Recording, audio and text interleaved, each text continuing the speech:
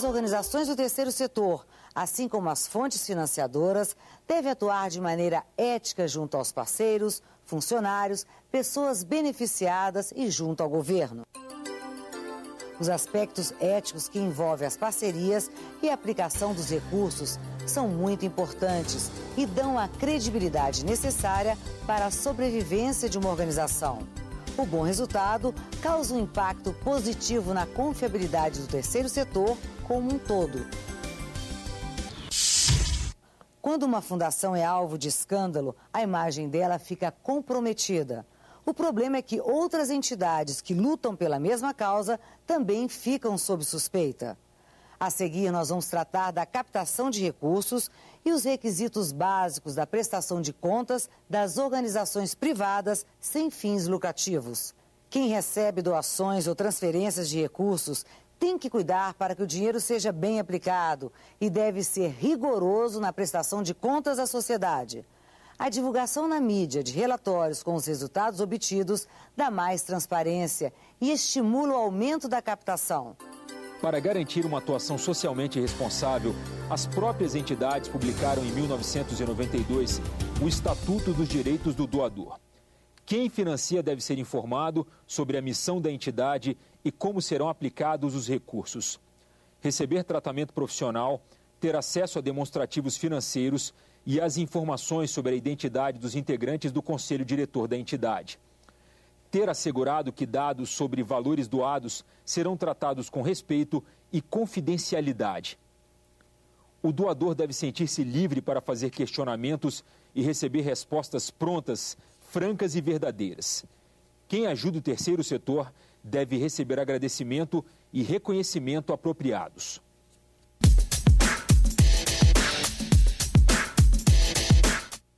As organizações do terceiro setor pertencem à sociedade civil e podem participar do processo de elaboração das leis. Qualquer entidade pode atuar junto ao Congresso Nacional e defender projetos de iniciativa popular. Para apresentar na Câmara dos Deputados um projeto de lei de iniciativa popular, as entidades civis precisam de apoio de, no mínimo, 1/100º do eleitorado nacional, distribuído por pelo menos 5 estados.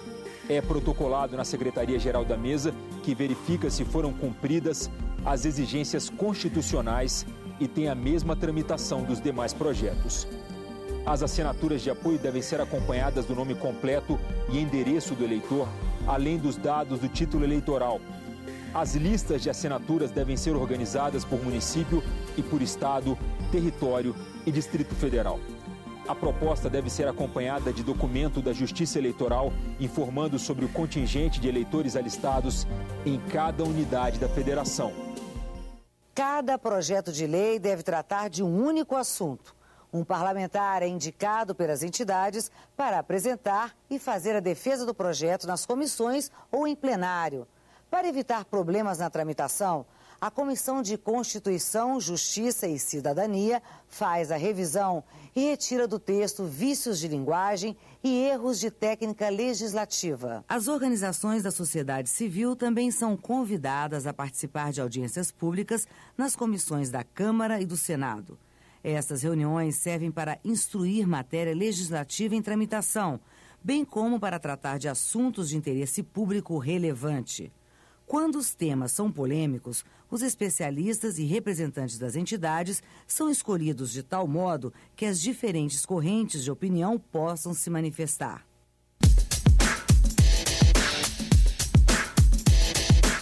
Para estimular e ampliar a participação da sociedade civil no processo legislativo, a Câmara dos Deputados e o Senado Federal criaram comissões de legislação participativa.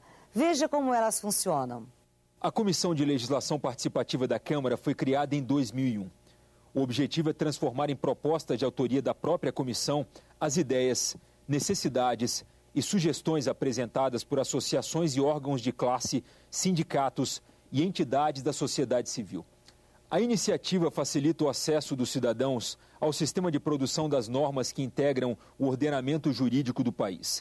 A comissão também recebe e pode acatar sugestão de requerimento de solicitação de audiência pública, depoimento de cidadão ou autoridade, pedido de informação ou convocação de ministro de Estado.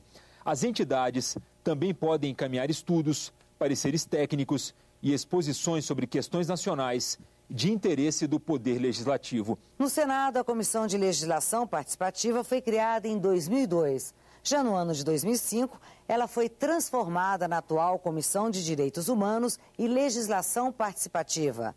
Além de opinar sobre as sugestões encaminhadas pelas associações, órgãos de classe, sindicatos, entidades científicas e culturais, a Comissão de Direitos Humanos e Legislação Participativa também decide sobre os temas ligados aos direitos humanos, como prevê no regimento interno do Senado. Outra relação importante entre as entidades da sociedade civil e o Poder Legislativo se dá por meio das subvenções. As organizações do terceiro setor podem se inscrever e receber recursos públicos para programas sociais. A Comissão Mista de Orçamento do Congresso, formada por deputados e senadores, aprova a destinação dos recursos transferidos pelo governo federal. Os governos estaduais e municipais também podem fazer repasses para entidades sem fins lucrativos, desde que aprovados pela Assembleia Legislativa e Câmara de Vereadores.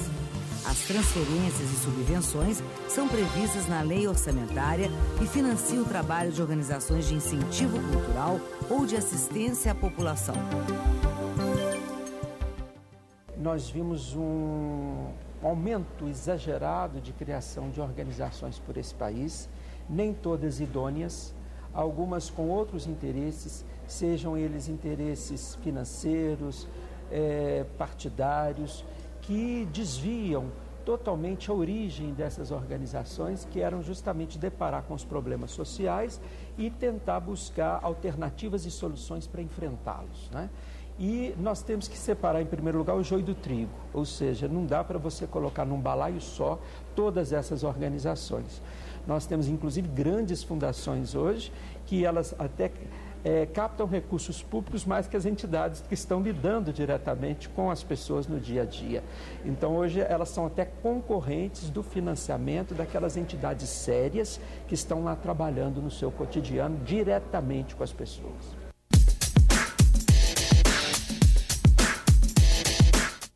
Quem recebe dinheiro público tem que prestar contas à sociedade. Isso também acontece com as organizações do terceiro setor. A prestação de contas consiste na entrega dos documentos comprobatórios das despesas efetuadas. Isso acontece quando há financiamento governamental e também quando a fonte financiadora é um banco ou uma empresa privada. A cada dia, exige-se mais e mais transparência e correção no gasto de recursos doados por terceiros. A prestação de contas é fundamental para comprovar eficiência e garantir a sustentabilidade das organizações. A prestação de contas deve apresentar as demonstrações contábeis e um relatório das atividades desenvolvidas pela entidade. A Constituição determina que devem prestar contas qualquer pessoa física ou jurídica, pública ou privada, que utilize, arrecade, guarde, gerencie ou administre dinheiro, bens e valores públicos.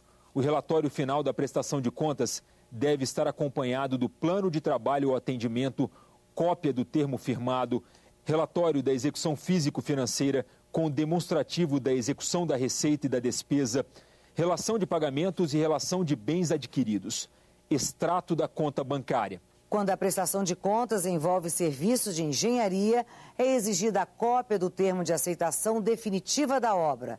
Também os comprovantes de recolhimento de recursos e cópia de despachos, se forem feitas licitações. Se houver dispensa de licitação, é necessário apresentar justificativa. No caso de financiadores e doadores pertencerem à iniciativa privada, os critérios de prestação de contas podem variar. É fundamental que uma organização tenha, por exemplo, um software de gestão financeira.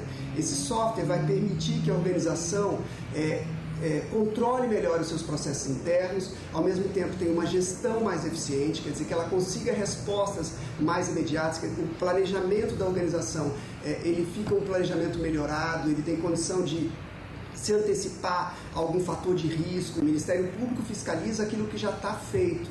A movimentação financeira que é entregue para o Ministério Público, ela já está montada. Então é importante que haja antes um trabalho, que é um trabalho interno, de organização desse processo todo. os próprios financiadores. Eles acabam exercendo esse papel de um agente fiscalizador das organizações, porque eles repassam o recurso e recebem uma prestação de contas. Só que para dar visibilidade, as organizações precisavam passar, pelo menos anualmente, por um processo de auditoria externa independente. Isso é que a gente indica, que as organizações busquem passar por um processo de auditoria externa independente para dar transparência dos seus processos para a sociedade e para os próprios financiadores.